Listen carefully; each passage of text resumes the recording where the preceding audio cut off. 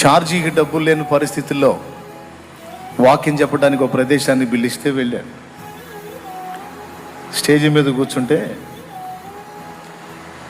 కానుకలు బట్టి వాళ్ళందరి దగ్గర కానుకలు పడతా పాప స్టేజ్ మీద ఉన్న ఏం దగ్గర కూడా వచ్చారంట.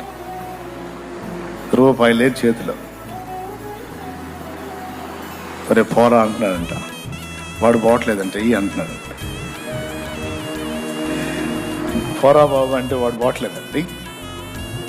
అందరూ వేసారు, నువ్వేమైంది.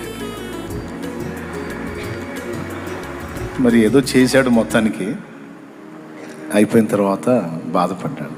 యేసయ్య, నీ పరిచర్లో అంత కానుకేయటానికి కూడా నా చేతిలో పావులో లేకుండా అయిపోయింది. అయినా నీకే స్తోత్రం, నేనేమి వేయలేకపోయాను నాయన అని బాధపడ్డాడట ఆ దైవజనుడు.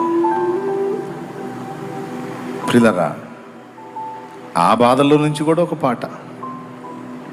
అలాంటి అనుభవాల్లోంచి వాళ్ళు సొంతంగా పొందిన అనుభవాలు లేదా ఇతర భక్తులు పొందిన అనుభవాలు విని చెప్పిన విషయాలు, వాటిని బట్టి రాసిన పాటలు, కమ్మని అనుభవాలు. వీడి అలా ప్రసంగం చేసేటట్లేడు అనుకోవాకండి, వాక్యం చెప్పేటట్లేడు, అంత దీంతోనే పొద్దు చేస్తున్నాడు అనుకోకండి. చెప్తా దేవుని మాటలు చెప్తాను మీకు. మరి అందరూ సిద్ధంగా ఉన్నారా? పాట పాడేదా? శాశ్వత కృపను నేను తలంచగా కానుకనైతిని నీ సన్నిధిలో. ఇది ఆయన చెప్పిన మాటల్లో నుండే చెప్పినట్టు ఎవరో నాతో అన్నారు.